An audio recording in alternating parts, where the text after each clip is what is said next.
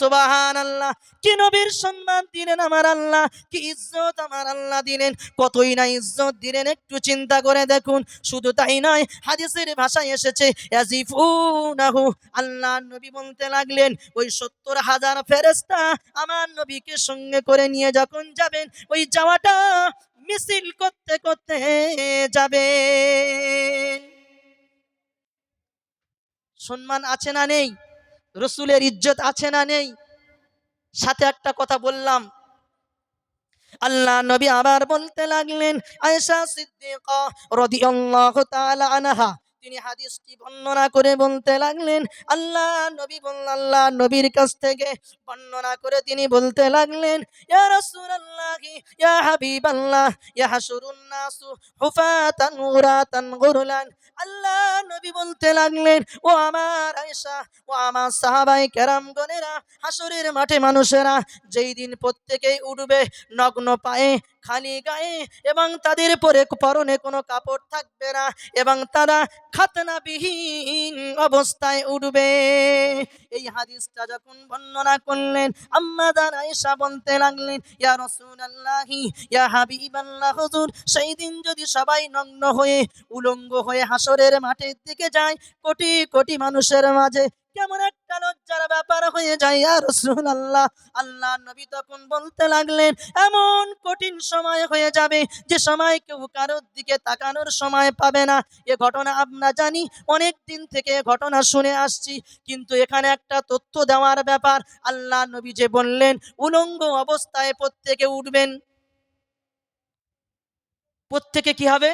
উলঙ্গ অবস্থায় উঠবে। কিন্তু আমার নবী কিভাবে উঠবেন? জান্নাতের পোশাক পরিহিত অবস্থায়, তাই না? আর বলেছেন গুরলান, খাতনাবিহীন অবস্থায়। আচ্ছা, আমরা যতজন পৃথিবীতে আছি এখন, আজ বর্তমান বেঁচে আছি, প্রাপ্তবয়স্ক হওয়ার পূর্বে আমাদের প্রত্যেকের খাতনা হয়েছে তো? খাতনা আমাদের প্রত্যেকের হয়েছে। বাংলায় যেটাকে আমরা কি বলি? মুসলমানি বলে থাকি। আমাদের লিঙ্গের অগ্রভাগের চামড়াটুকু কেটে দিয়েছে কিনা দেয়নি? দিয়েছে। ওই চামড়াটা কোথায় আছে আপনারা বলতে পারবেন? পারবেন না।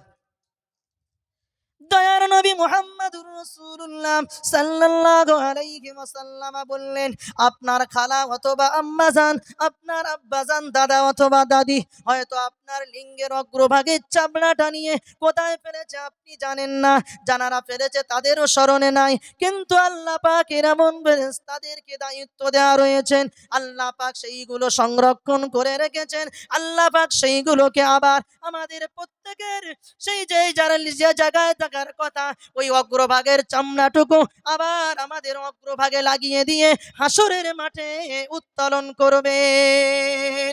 জোরে বলুন না সুবহানাল্লাহ, আরো জোরে বলুন সুবহানাল্লাহ। নতুন শুনছেন মনে হয়, চোখ মুখ তাই বলছে। চলুন আর একটা তথ্য দিই। দয়ার নবী মুহাম্মদুর রাসূলুল্লাহ সাল্লাল্লাহু আলাইহি ওয়াসাল্লাম হাদিস পাকের ভিতরে জানিয়ে দিলেন, যে জায়গার মাটি দ্বারা তোমাকে তৈরি করা হয়েছে, ওই জায়গায় থেকে আবার তোমাকে উত্তোলন করা হবে, আবার ওই জায়গায় তোমাকে দাফন করা হবে। বুঝতে পারেননি? এই গাজীপাড়ায় যদি তোমার, গাজীপাড়ার গোরস্থানে কোনো একটা গোরস্থানের মাটি দিয়ে যদি তোমাকে আল্লাহ পাক তৈরি করে রাখেন, তাহলে সেই গোরস্থানে সেই মাটি যেখান থেকে নিয়েছে ওই জায়গায় আবার তোমার কবর হবে। বুঝতে পেরেছেন কি?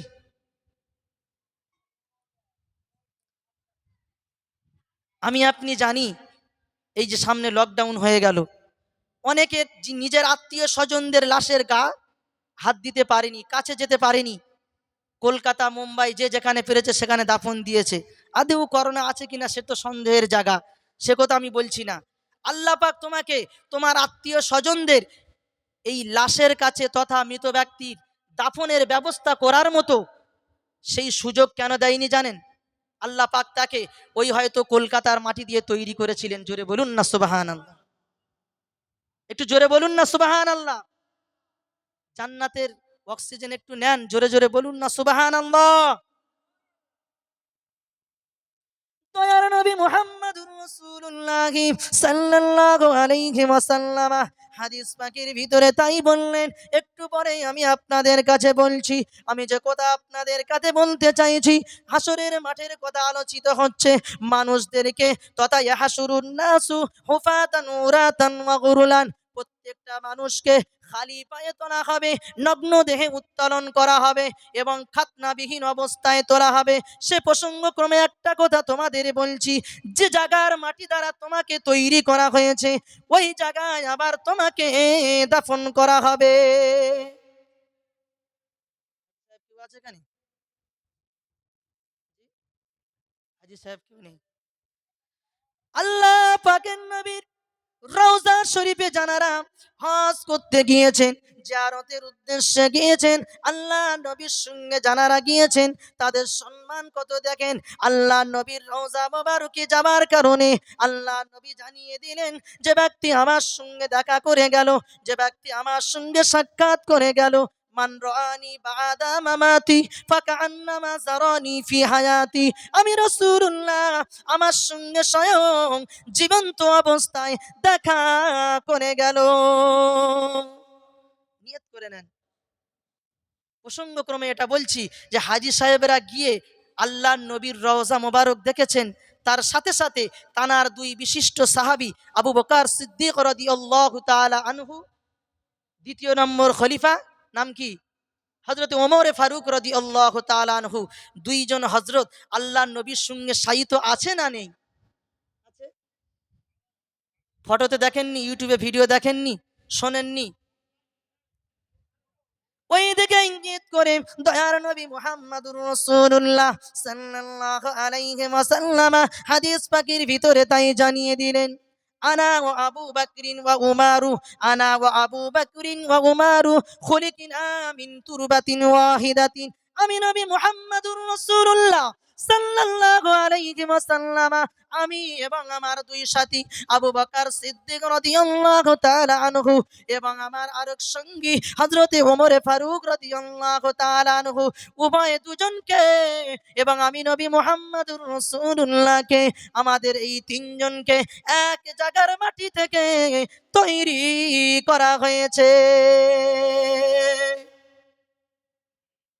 প্রথম তথ্যটা বলেছি হয়তো নতুন মনে হয়েছে, হাদিসটা বললাম বুঝে এসছে। আনা ওয়া আবু বকরিন ওয়া উমারু খুলিকনা মিন তুরবাতিন ওয়াহিদাতিন, আমি আবু বকর এবং উমর আমাদের তিনজনকে এক জায়গার মাটি থেকে তৈরি করা হয়েছে। জোরে বলুন সুবহানাল্লাহ। এবার কোরআনের প্রমাণটা নিয়ে নেন। অনেকে আবার জয়ীফ সহি এইরকম করে নানান তথ্য দেয়।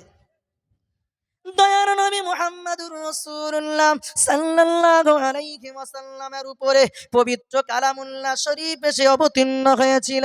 ওই কোরআনের পৃষ্ঠা আলগা করলে আমরা দেখতে পাই পবিত্র কোরআনের 16 পারার সূরা তাহার 55 নম্বর আয়াতের ভিতরে আল্লাহ পাক জানিয়ে দিলেন, মিনহা খলাকনাকুম ওয়া ফিহা নুঈদুকুম ওয়া মিনহা নুখরিজুকুম তারাতান উখরা।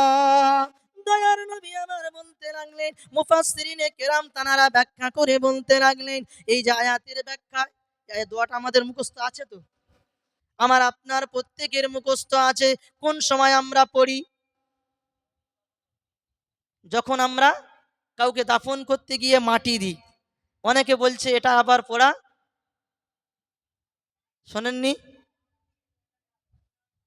আমি যে এতক্ষণ ধরে বুঝিয়ে আসছি, এই মাটি দ্বারা তোমাকে তৈরি করা হয়েছে।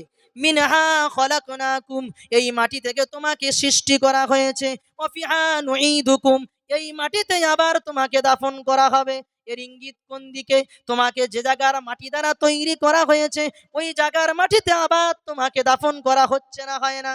ওয়া ফিহা নুঈদুকুম ওয়া মিনহা নুখরিজুকুম তারাতান উখরা, আবার তোমাকে ওই মাটি থেকে কি করা হবে? তোলা হবে। এ দোয়াটা আমরা বলি কি বলি না? বলি তো।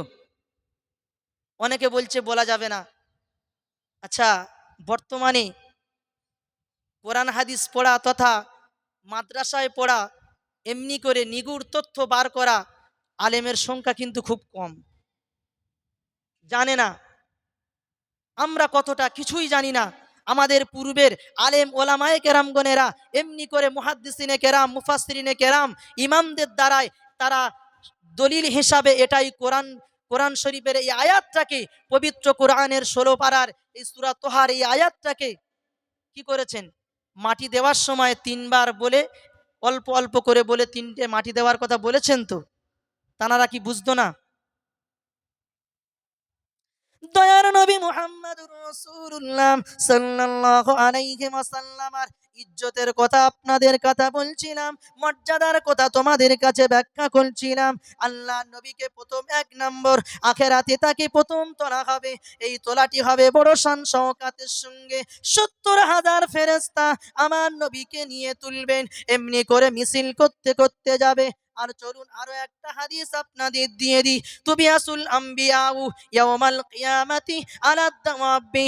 আল্লাহ নবী বলতে লাগলেন, তুবিয়াসুল আম্বিয়াউ, প্রত্যেকটা নবী আলাইহিমুস সালাম গণেদেরকে তাদের কবর থেকে যখন তোলা হবে, তাদের যখন উত্তোলন করা হবে, আলা দাওয়াবি, দাব্বুন শব্দের অর্থ হলো কোন সাধারণ বাহনে করে, দাব্বুন শব্দের অর্থ হলো কোন একটা সাধারণ মানুষ যেমন যানবাহন, যেমন একটা উটনির পিঠে উঠে, যেমন একটা ঘোড়ার পিঠে সাওয়ারি করে, সাধারণ বাহনে করে অতীত জামানার নবী আলাইহিমুস সালামরা তারা হাসরের মাঠের দিকে যাবে।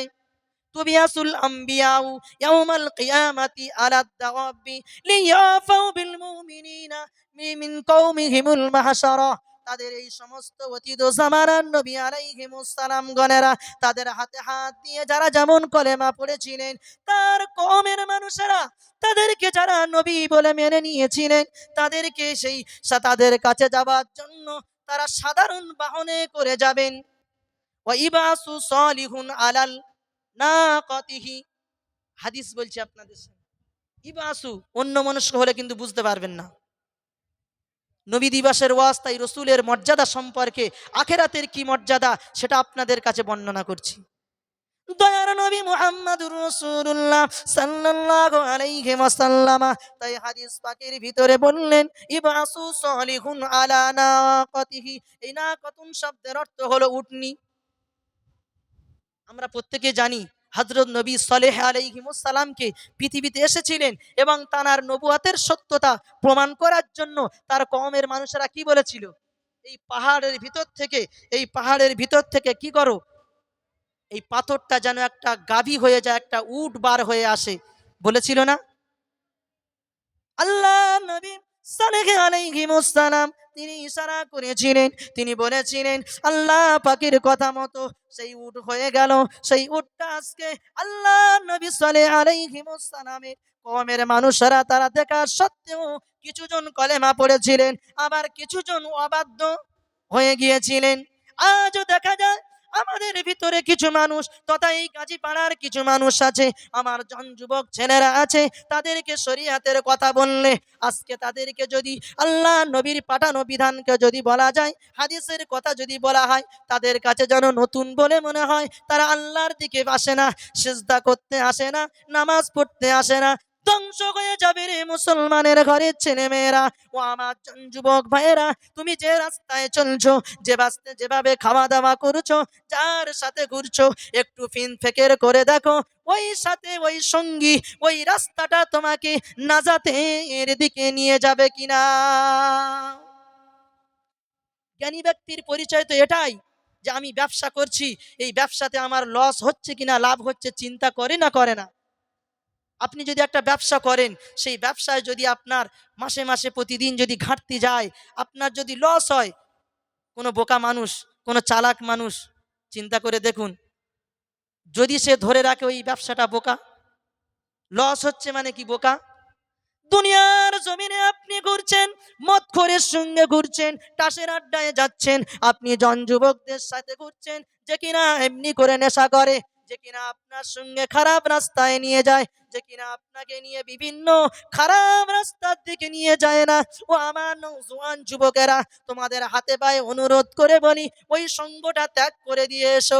আল্লাহ নবী হাদিস পাকের ভিতরে জানিয়ে দিলেন, যে ব্যক্তিটা, যে আমার নওজোয়ান যুবক সন্তানটা, ওই যুবকটা যে কিনা তার খারাপ বন্ধু ছেড়ে দিয়ে আল্লাহ রাস্তাটাকে ধরে নিল, আল্লাহর রশিকে মজবুত করে ধরলো, আল্লাহ পাকের পাঠানো বিধানটা মেনে নিয়ে মসজিদের দিকে গিয়ে নামাজ পড়লো, ওই জওয়ান যুবকের জন্য আল্লাহ নবী বলতে লাগলেন, কাল কিয়ামতের দিন, মহাশারের দিনেতে আরশে আজিমের ছায়া দান করবেন। আলোচনা বুঝতে কি অসুবিধা হচ্ছে? চলুন আরো একটা এগিয়ে যাই। যেহেতু এটা নবী দিবসের মাহফিল, তাই রসুলের জীবনী আমাদেরকে সঙ্গে রাখতে হয়। আল্লাহ নবী, বিশ্ব নবী মুহাম্মদ সাল্লাল্লাহু আলাইহি ওয়াসাল্লাম জানিয়ে দিলেন, যেদিন আমি হাসরের মাঠে উঠব, তখন আমার সঙ্গে থাকবে মা মিন আহাদিন ইল্লা তাহাতা মিন লিওয়াই। আল্লাহ নবী বলতে লাগলেন, সেই দিন লিওয়ায়ে হামদ নামক প্রশংসার পতাকাটা আমি নবী মুহাম্মাদুর রাসূলুল্লাহ আমার হাতে থাকবে। প্রশংসার পতাকা হয়তো বুঝতে পারেননি। দুনিয়ার কোনো একটা পার্থিব জীবনের কথা চিন্তা করুন। যেমন মনে করুন, নতুন একটা পার্টি সেসব এস্টাবলিশ হয়েছে, প্রকাশিত হয়েছে এবং ভোটের মাধ্যমে জিতে গেছে। তার দল বল লোক নিয়ে, পতাকা নিয়ে, ঝান্ডা নিয়ে যাবে তো। বিরোধী পার্টি যারা ছিল, তারা কি মনে করবে? তাদের মনের ভিতরে যে একটা অবস্থা শুরু হবে, তার থেকে বাঁচার জন্য যদি মনে করে যে আমি, মনের ভিতরে তার একটা রিয়াকশন তখন তৈরি কি হয় জানেন? যে আমি যদি ওই পার্টির ঝান্ডার তলায় যেতে পারতাম, তাহলে আজকে বেঁচে যেতাম। আমি জাস্ট উদাহরণ দেওয়ার জন্য বলছি। দয়ার নবী মুহাম্মদুর রাসূলুল্লাহ সাল্লাল্লাহু আলাইহি ওয়াসাল্লাম তাই হাদিস পাকের ভিতরে জানিয়ে দিলেন, আমার হাতে থাকবে লিওয়ায়ে হাম, প্রশংসার পতাকা। ওই প্রশংসার পতাকাটা আমার হাতে থাকবে, আর এবং প্রত্যেকেই তারা চেষ্টা করবে। হাদিস পাকের ভিতরে এসেছে, ইয়ান্তাজিরুল ফারাহা, প্রত্যেকটা হাসরবাসী তখন তারা প্রত্যেকেই আমার পতাকার তলায় এসে আশ্রয় নেওয়ার জন্য চেষ্টা করবে। যারা এসে আশ্রয় নেবে, তারা প্রত্যেকেই আনন্দিত করতে লাগবে। তারা প্রত্যেকেই, হাদিস পাকের ভাষায় এসেছে ফারাহা, ফারহুন শব্দের অর্থ হলো খুশি, অর্থাৎ তারা প্রত্যেকেই খুশি হয়ে যাবে, জয় উল্লাস করতে থাকবে প্রশংসার পতাকার তলায় আশ্রয় নেওয়ার জন্য। প্রসঙ্গক্রমে একটা উদাহরণ দিয়ে বোঝালাম। আপনি কিন্তু হাসরের মাঠের সঙ্গে দুনিয়ার ওই পার্টির কিন্তু কম্পেয়ার করতে যাবেন না, জাস্ট বোঝার জন্য বললাম। চলুন আর একটা কথা বলি। হাসরের মাঠে মানুষদেরকে 4 ভাগে বিভক্ত করা হবে। ক ভাগে? 4 ভাগে। নওজোয়ান যুবক, এই 4 ভাগের ভিতর থেকে আপনি নিজেকে স্থির করে নিন, আপনার স্থান কত নম্বরে আছে। হাসরের মাঠে যখন মানুষদেরকে একত্রিত করা হবে, তাদেরকে 3 রকম ভাবে একত্রিত করা হবে। 3 রকম ভাবে একত্রিত করার পরে তাদেরকে 4টি দলে বিভক্ত করে দেবেন। আল্লাহ পাকের নবী হাদিস পাকের ভিতরে সেটা উল্লেখ করেছেন। 3 রকম ভাবে মানুষদেরকে উত্তোলন করা হবে। এক শ্রেণীর মানুষ তারা পায়ে হেঁটে, গুটি গুটি পায়ে, আবার কেউ দৌড়াতে দৌড়াতে হাসরের মাঠের দিকে যাবে। এক কথায় পদাতিক বাহিনী, পায়ে হেঁটে হেঁটে তারা যাবে। দয়ার নবী মুহাম্মদুর রাসূলুল্লাহ সাল্লাল্লাহু আলাইহি ওয়াসাল্লাম 2 নম্বরে জানিয়ে দিলেন, হাসরের মাঠের মানুষদেরকে তাদের বাহনে করে নিয়ে যাওয়া হবে, কাউকে আরোহণ করে নিয়ে যাওয়া হবে। সেই আরোহণটা এমন ভাবে হবে, একজন উটের পিঠে আরোহণ করে যাবে, 2 জন 3 জন এমনি করে যে যেখানে পাবে।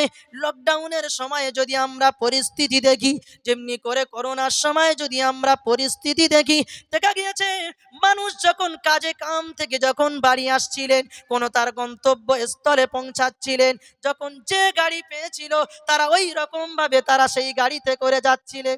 আমরা যখন ঠিক ওই রকম হাসরের মাঠে যখন গন্তব্যস্থলে পৌঁছাবো, সেই ওই সময় এক শ্রেণীর মানুষ আল্লাহ পাক তাদেরকে নিয়ে এই রকম বাহনে করে নিয়ে যাবেন, যে যেখানে পারবে উটের পিঠে উঠে, কেউ বা ঘোড়ার পিঠে উঠে, এমনি করে তারা ছুটতে ছুটতে হাসরের মাঠের দিকে যাবে। আচ্ছা, করোনা যখন শুরু হয়েছিল, এই করোনা শব্দটা কি জানেন? আল্লাহর কোরআন জানিয়ে দিলেন, ওয়াকরনা ফি বুয়ুতিকুন্না ওয়ালা তাবাররুজনা তাবাররুজাল জাহিলিয়াতিল উলা। আল্লাহ নবীর উপরে কোরআন শরীফের আয়াত কানা জানিয়ে দিলেন। দয়ার নবী বলতে লাগলেন, তোমরা জাহিলি জামানার ওই সমস্ত মানুষদের মতো তোমরা বেশ ধারণ করো না। করনুন শব্দের অর্থ হলো কি জানেন? ঘরের ভিতরে থাকো, ওই তার থেকে এসছে করোনা। লকডাউনের সময়ে, করোনার সময়ে চিন্তা করে দেখুন, সব ঘরের মধ্যে ছিল, কেউ রাস্তায় বার হয় না। দয়ার নবী মুহাম্মদুর রাসূলুল্লাহর উপরে এমন একটা পাঠানো বিধান দিলেন, এমন একটা কোরআন আমাদের কাছে আসলেন। আজকে আমাদের কাছে কোরআন লাঞ্ছিত, আজকে আমাদের ঘরে ঘরে কোরআন অপমানিত। আমার মা এবং বোনেরা, অতীত জামানায় দেখা যায় আজ থেকে 15-20 বছর পূর্বে আমার দাদিমারা ঘরের ফজরের নামাজ পড়ার পর থেকে রাস্তা দিয়ে গেলে কোরআনের তেলাওয়াত শোনা যেত। কিন্তু আমার আজকাল মা বোনেরা মডার্নিজমাতার আধুনিকতার চাদর মুড়ি দিয়ে তারা কোরআনটাকে আর স্পর্শ করে না। করছে, এমন এমন রোগ দিচ্ছে, যার ফলে ঘর থেকে বার হওয়া বন্ধ করে দিয়েছে। আর আল্লাহর কোরআন তাই বলছেন, ওয়াকরনা ফি বুয়ুতিকুন্না ওয়ালা তাবাররুজনা তাবাররুজাল জাহিলিয়াতিল উলা।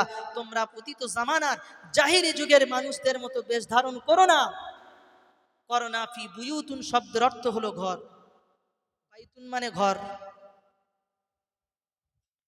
দয়ার নবী মুহাম্মদুর রাসূলুল্লাহ সাল্লাল্লাহু আলাইহি ওয়াসাল্লাম আমাদের জন্য কেমন একটা বিধান নিয়ে আসলেন, আমাদের জন্য কেমন একটা পাঠানো বিধান নিয়ে আসলেন।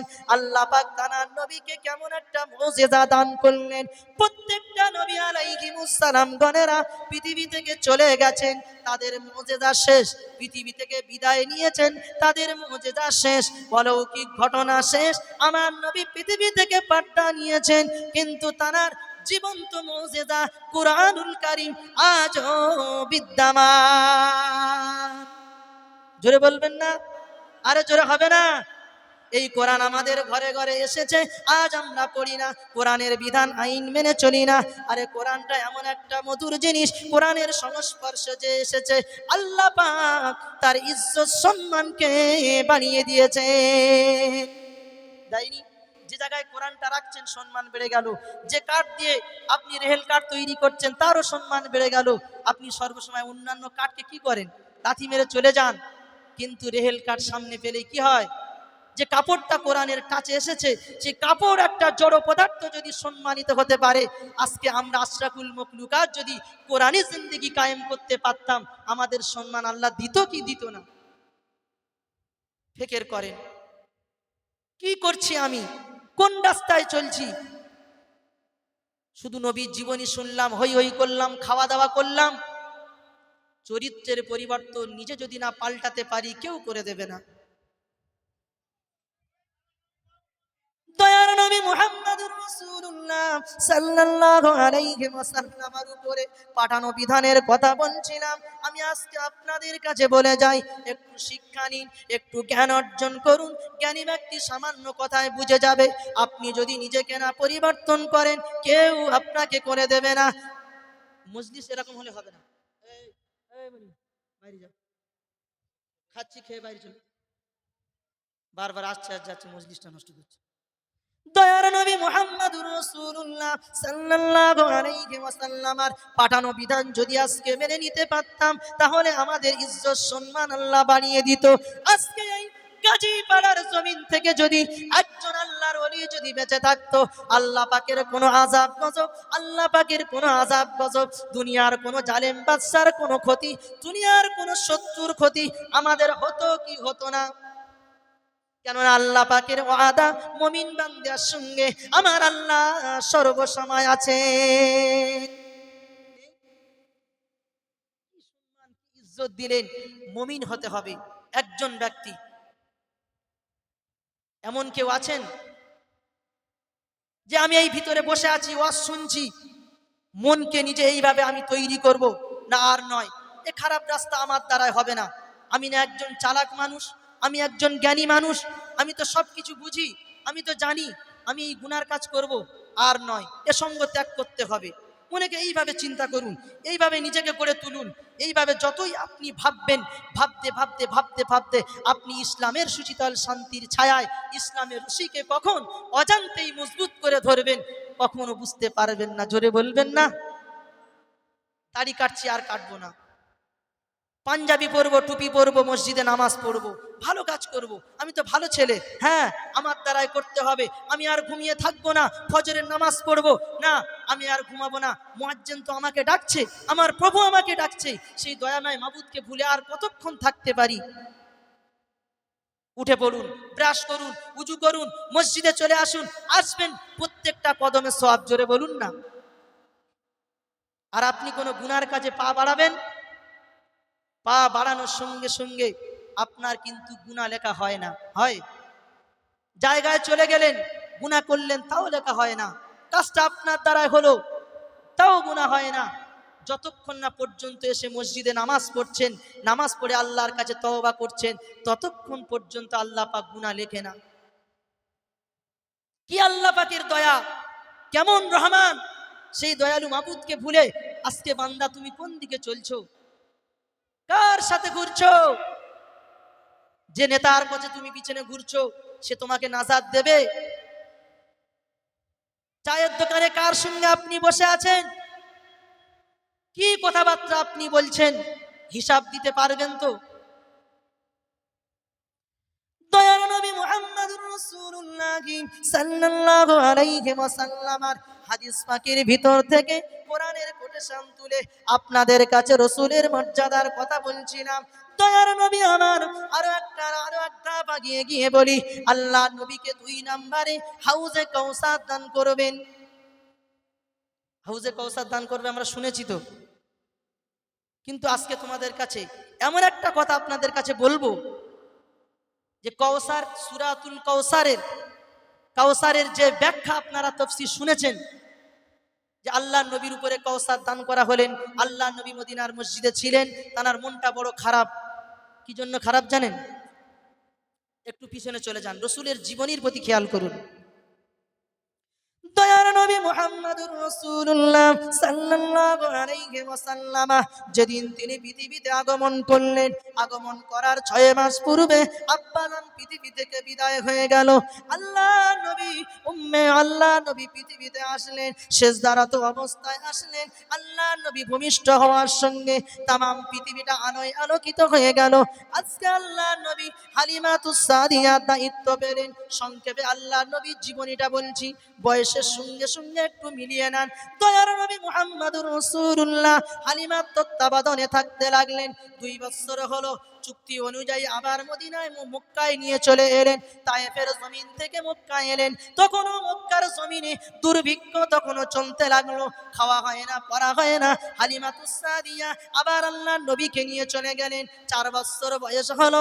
আল্লাহ নবী একদিন দুদু ভাই আব্দুল্লাহর সঙ্গে তিনি একদিন মরুভূমির প্রান্তরে পাহাড়ি এলাকায় খেলা করছিলেন। বক্ষ বিদীর্ণ করা হলো। জিবরাইল আমিন আলাইহিস সালাম আসলেন, আমার নবীর বুকটা চিনলেন, জান্নাতি পানি দ্বারা ধুয়ে দিলেন, পরিষ্কার করে দিলেন। এ ঘটনা আপনারা শুনেছেন কিনা জানি না। আল্লাহ নবীকে 4 বার বুকটা চিরে ফেটে জান্নাতের পানি দ্বারা ধোয়া হয়েছিল। দয়ার নবীর 4 বছর বয়স হলো। অলৌকিক ঘটনা দেখেন, দয়ার নবীর শৈশব কাল থেকে, জন্ম থেকে নিয়ে, পূর্ব থেকে নিয়ে প্রত্যেকটা জায়গায় আমার নবীর মুজিজা বিদ্যমান। আল্লাহ নবীর 4 বছর বয়স, 6 বছর বয়স হলো, মদিনায় গেলেন, আম্মা জানের সঙ্গে ফিরছিলেন। আম্মা জানের 6 বছর বয়সে আল্লাহ নবীর আম্মা জান পৃথিবী থেকে বিদায় হয়ে গেলেন। এমনি করে 8 বছর 5 মাস 10 দিন বয়স হলো। দাদু আব্দুল মুত্তালিব চলে গেলেন। আল্লাহ নবীর দায়িত্ব পেলেন চাচা আবু তালিব, তিনিও পৃথিবীর জমিন থেকে চলে গেলেন। খাদিজার সঙ্গে বিবাহ হলো। খাদিজার গর্ভে 4টি সন্তান, 4টি কন্যা সন্তান হলো, আর 2টি ছেলে হয়েছিল, একজনের নাম হলো আব্দুল্লাহ, আরেকজনের নাম হলো কাসিম, আরেকটা উম্মে আইমান দাসী, তার পেট থেকে একটি সন্তান হয়েছিল, তার নাম হলো ইব্রাহিম।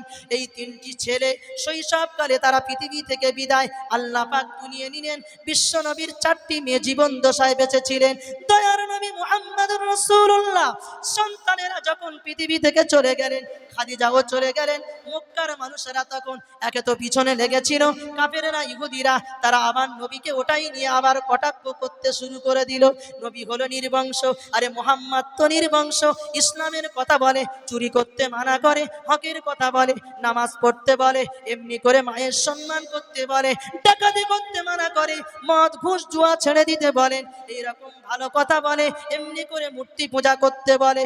মক্কার কাফেরেরা তারা দেখলো মুহাম্মদ তো নির্বংশ, তার বংশের কেউ বাকি নাই, আজকে মুহাম্মাদের সন্তান চলে গেল, সব যখন চলে গেল তখন আর হাল ধরার মতো কেউ নাই। একজন বর্তমানে কি দেখা যায়, বর্তমান সমাজের দিকে তাকালে আমরা দেখতে পারি যে একজন যদি সিংহাসনে বসে, একজন যদি দায়িত্ব নেয়, তার সন্তান আবার সেই পদে আসার চেষ্টা করে। কিন্তু এ তো দেখছি মুহাম্মদ নতুন একটা ধর্ম নিয়ে এসেছে, ইসলামের কথা বলছে, মুসলমান হতে লেগেছে মানুষেরা, হাজার হাজার মানুষের আসতে তার কথা মেনে নিচ্ছে। ও আর কতদিন বলবে ওর বংশটাকে ধরে রাখার মতো, ওর লেজটাকে ধরার মতো আর কেউ নাই, ও হলো নির্বংশ।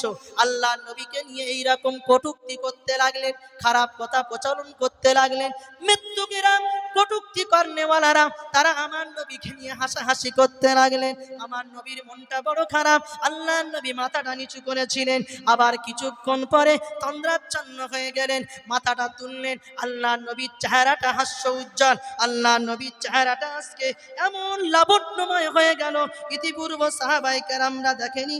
আল্লাহ নবী বলতে লাগলেন, ও আমার সাহাবায়ে কেরামগণেরা, তোমরা আজকে অবাক হচ্ছ, শুনে রাখো, আমার উপরে এখনই একটা সূরা জিবরাইল আলাইহিস সালাম জানিয়ে গেলেন, সেটা হলো সূরাতুল কাউসার। জোরে বলুন না সুবহানাল্লাহ। ইন্না আতাইনা, এ নবী আপনাকে দান করা হয়েছে কাউসার। কাউসার নামক একটা কি আমরা কি শুনেছি, কি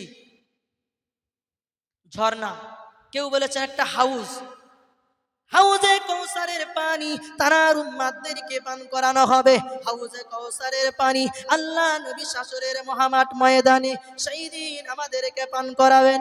আল্লাহ নবী হাদিস পাকের ভিতরে জানিয়ে দিলেন, হাউজটা হলো এমন একটা হাউস, যতটা লম্বা হবে ততটা চওড়া হবে, ততগুলো তার পান পাত্র, অর্থাৎ ওই হাউজের পানি পান করার জন্য পাত্র হবে, পেয়ালা হবে। আকাশ খালি আকাশ, যে আকাশে কোনো রকমের মেঘ নেই, যে আকাশে কোনো রকমের দুর্যোগতা নেই, এই রকম একটা পরিচ্ছন্ন আকাশে যেমন অসংখ্য তারা আকাশে ফুটে ওঠে, ঠিক তদরূপ হাদিস পাকের ভিতরে এসেছে ততগুলো আকাশে তারকা সমান অসংখ্য পেয়ালা আল্লাহ পাক দেবেন। আল্লাহ নবী ওই হাউজে কৌসারের পানি ওই পেয়ালায় করে পান করাবেন কাদের? তার উম্মাতদেরকে। উম্মাত কারা? প্রশ্ন এটাই, উম্মাত এবার কারা? আমি নিজেকে কি আমার রসুলের উম্মাত হিসাবে নিজেকে পরিগণিত করতে পারবো? সব জ্ঞানী মানুষ বসে আছেন, একটা কথা বুঝুন, স্কুলে যায়, আপনার বাড়ির ছেলে, ওনার বাড়ির ছেলে, আমার বাড়ির ছেলে, সবার বাড়ির ছেলে যায়, সবাই ভালো রেজাল্ট করে? কিছু ছেলে আছে আমাদের ভবিষ্যতে কিছু একটা করতে হবে, জীবনকে গড়তে হবে, ভালো রেজাল্ট করতে হবে, শিক্ষক সমাজের বুকে আমাকে প্রতিষ্ঠিত হতে হবে। কিছু ছাত্রের মনোভাব এরকম আছে না নেই? আবার কিছু ছাত্র তারা কি ভাবে জানেন? আব্বা মা মেরে শুধু স্কুলে পাঠাচ্ছে তাই যাচ্ছে, তাই না? আবার কিছু ছাত্র আছে খাওয়ার জন্য যায়। এইরকম নানান সমস্যা আছে। তো একটা স্কুলে একটা ক্লাসের ভিতরে ফার্স্ট হয়, প্রথম ক্লাস, দ্বিতীয় ক্লাস, তৃতীয় ক্লাস, ভালো ভালো রেজাল্ট করে কতজন ছাত্র? বেশি জন কি? ঠিক তদ্রূপ আজকে এই গাজীপাড়ার জমিনে অনেক জন যুবক ছেলেরা আমার আছেন, অনেক ভাইজানেরা আমার আছেন, অনেক মুরব্বিয়ানেরা আছেন, হাতে পায়ে অনুরোধ করে বলি, আল্লাহ পাক তোমাকে অনেক জ্ঞান দিয়েছেন, আল্লাহ পাক তোমাকে অনেক বিবেক দিয়েছেন, তুমি কোনটা চিন্তা করবে, ভালো রেজাল্ট করবে না অন্যান্য ছাত্র বদমাইশ দুষ্টু সন্তানদের মতো আপনি খারাপ ছাত্র হয়ে পৃথিবীর জমিন থেকে আখেরাতে পা দেবে। আখেরাতে যদি এইভাবে দুষ্টু সন্তান হিসাবে, খারাপ ছাত্র হিসাবে যদি পা দেন, নাজাত কিন্তু মিলবে না, হাউজে কাউসারের পানি কিন্তু মিলবে না, আল্লাহ রাসূল আমাদের জন্য শাফাআত করবে না। শাফাআত পেতে গেলে, রাসূলের সেই হাউজে কাউসারের পানি আরশে আজিমের ছায়া পেতে গেলে আমাদেরকে কি করতে হবে বুঝতে পারছেন তো? একটা হাদিসে আছে, এই গত জুম্মায় আপনাদের এখানে যদি খুতবা থাকে দেখবেন বাংলা ভাষায় লেখা রয়েছে, আরবির পাশে নিচে লেখা রয়েছে, বাংলা ভাষায় আপনারা পড়তে পারবেন, বুঝতে পারবেন। স্বামীদেরকে যখন মেয়েরা সম্মান করে না, গুরুজনদের যখন ছেলে ছোকরারা যখন সম্মান দেয় না, কথা নেয় না, এমনি করে মেয়েরা যখন বিপর্যয়ী জিন্দেগি অতিবাহিত করে, মুরব্বী বাবাজি চাচা তাদের কথা অনুযায়ী যখন সন্তান অবাধ্য হয়ে চলে, শোনে না, তাদের কথা যখন শোনে না, আল্লাহ পাক তখন জালিম বাদশা দিয়ে সোজা করে দেন। কেন হচ্ছেন বুঝতে পারছেন তো? আপনি যতই আফসোস করেন, এই আইনটা না হলে ভালো হতো, ওই আইনটা না হলে ভালো হতো, আজকে এই যে নতুন একটা আইন এনেছে, আমাদের কত ক্ষতি হচ্ছে, একে অপরের ভিতরে সলা পরামর্শ করছেন, এ পরামর্শ কোনো কাজে আসবে না। আসবে? ওই আইনটা আপনার উপরে আসবে না, ওই আইনটা আপনার উপরে আপতিত হবে না, ওই আইনটা আপনার উপরে চড়াও করা হবে না। আপনি শুধু আসুন, আল্লাহর ঘরে চলে আসুন, মসজিদে চলে আসুন, আল্লাহ পাকের কাছে রোনাজারি করতে থাকুন, আল্লাহ পাকের কাছে তাহাজ্জুদের নামাজ পড়ে দোয়া করতে থাকুন। রব্বুল আলামিন আল্লাহ পাক তার কাছে যদি আপনি হাত তুলে কান্নাকাটি করেন, আজিজে ইনকিসারি করেন, চোখের পানি টুসা যদি আপনি গড়িয়ে দেন, আল্লাহ পাক তোমাকে সেই সম্মান দেবে। জ্ঞান আপনাকে নিতে হবে। হাজার হাজার অনেক আলেমের বক্তব্য আপনারা শুনছেন, কিন্তু যদি জ্ঞান করেন, একটা সামান্য কোথায় ফিরে আসুন। জ্ঞানী যদি ব্যক্তি হতে চান, পরিপূর্ণ ইসলামের মধ্যে চলে আসুন, তবেই আপনার নাজাত হবে, আখেরাত হাসিল হবে। তা না হলে কিন্তু আপনি দুনিয়ার বুকে শুনেছেন আপনারা চতুষ্পদ জন্তুর থেকেও খারাপ, ওদিকে আমি যাচ্ছি না।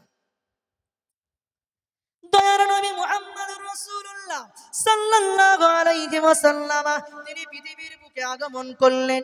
সম্মান আমরা দেখলাম, আবার পৃথিবীতে আসার পূর্বে তার ইজ্জতের সম্মানের কথাও বললাম, আবার আখিরাতের জমিনে কেমন সংবাদ দেওয়া হবে, কেমন মর্যাদার আলোয় আসনে আসনিত করা হবে, আল্লাহর নবীকে মর্যাদার কোন সিংহাসনে বসানো হবে, সে কথার ভিতরে পাঁচটার ভিতরে একটা বললাম। আল্লাহর নবীকে সর্বপ্রথম কবর থেকে তোলা হবে, কাপড় পরিহিত অবস্থায় ৭০,০০০ ফেরেশতা সহকারে, এবং আল্লাহ নবী বললেন ওয়া আবআসু আলাল বুরাকি, আমি নবী মুহাম্মদুর রাসূলুল্লাহ যখন হাসরের মাঠের দিকে যাব, ৭০,০০০ ফেরেশতা সহকারে বোরাকের উপরে আরোহণ করে। জোরে বলবেন না সুবহানাল্লাহ, নারায়ে তাকবীর, নারায়ে তাকবীর। অন্যান্য নবীরা তারা সব যাবে কেমন অবস্থায়? সাধারণ বাহনে করে, সলেহ আলাইহিমুস সালাম যাবেন উটেরই পিঠে আরোহণ করে, আর আমার নবী যাবেন আবআসু আলাল বুরাক, বুরাকের উপরে আরোহণ করে নবী যাবেন। জোরে বলুন না সুবহানাল্লাহ। আর সাথে থাকবে কি? লিওয়ায়ে হাম, প্রশংসার পতাকা। দ্বিতীয় নাম্বার, আল্লাহ নবীকে হাউজে কাউসার দান করা হবে। এই কাউসার শব্দের অর্থ কি জানেন? কাউসার শব্দের অর্থ হলো অধিক, আধিক্য, প্রাচুর্য। অনেকে আমরা কাউসার বলতে হাউস তথা ঝর্ণার কথা বলে থাকি, ওটা যেমন একটা মানে, আবার মুফাসসিরিনে কেরাম ব্যাখ্যা করে বলেছেন এই হাউস শব্দের অর্থ হলো হাওয়াদ, এই শব্দের অর্থ হলো অনেক। আপনি সামাজিক জীবনের দিকে খেয়াল করুন, আমার নবীকে বেশি জ্ঞান দেওয়া হয়েছে। আপনি কোন রাজনৈতিক জীবনের দিকে চিন্তা করুন, আমার নবীকে অত্যাধিক জ্ঞান দেওয়া হয়েছে। মাটি সম্পর্কে জ্ঞান দেওয়া হলো, সৌরজগৎ সম্পর্কে জ্ঞান দেওয়া হলো, আমার নবী এমন এমন কিছু কথা বলে গিয়েছেন, বিজ্ঞানের জ্ঞান দেওয়া হলো, কোনো ডাক্তারের ডাক্তার করা হলো। আমার নবী কথা চিন্তা করে দেখুন, একটা মানুষ যেমন ডাক্তারের সঙ্গে ইঞ্জিনিয়ার, আপনি আবার এমনি সাহিত্যিক, এমনি কোনো কবি সাহিত্যিক, কোনো গায়ক যেমন হতে পারে না। আল্লাহ নবী একটাই মানুষ, তার ভিতরে আল্লাহ পাক এমন কিছু জিনিসের প্রাচুর্যতা দিলেন, আল্লাহ নবীকে এমন সম্মান দিলেন, আল্লাহ নবীকে এমন আধিক্য দিয়ে দিলেন, প্রত্যেকটা সৃষ্টিজীবের ভিতর থেকে আমার নবীকে সম্মানিত করলেন। হাঁটুর নিচে, টাকনুর নিচে কাপড় পরিধান করলে বিজ্ঞান বলছে এই জায়গায় যে সমস্ত হরমোন আছে, হরমোন বলতে বোঝেন যে সমস্ত হরমোন আছে আমাদের গায়ের যে শক্তি, ওটা আস্তে আস্তে আমাদের ক্ষতির দিকে চলে যায়। আজ থেকে 1400 বছর পূর্বে আমার নবী, দয়ার নবী টাকনুর নিচে কাপড় পরিধান করতে নিষেধ করেছে। জোরে বলবেন না সুবহান।